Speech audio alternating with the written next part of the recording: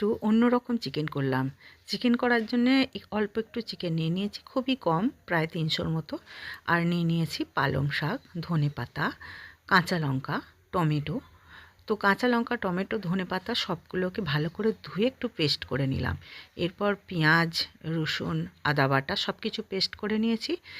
আর কড়াতে আলুগুলোকে ভেজে নিয়েছি। যদিও এতে আলু দেওয়ার প্রয়োজন নেই, কিন্তু আলু খেতে ভালোবাসি বলে আলুটা দিয়ে দিয়েছি। এবার কড়াতে গোটা গরম মশলা দিয়ে আর পেঁয়াজ, রসুন ভালো করে কষে নিয়ে মাংসটা দিয়ে দেব। এবার মাংসটা দেওয়ার পর একটু পালংটাও দিয়ে দেব। পালং যে পেস্টটা করে রেখেছিলাম দিয়ে দেব।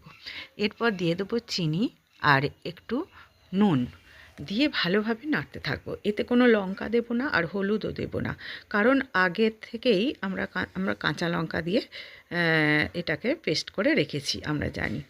তো যাই হোক, ভালো করে নাড়তে হবে আর অল্প অল্প করে ঢাকা দিয়ে দিয়ে করতে হবে, যাতে সিদ্ধও হয়ে যায় আর জিনিসটা খুব সুন্দর হয়।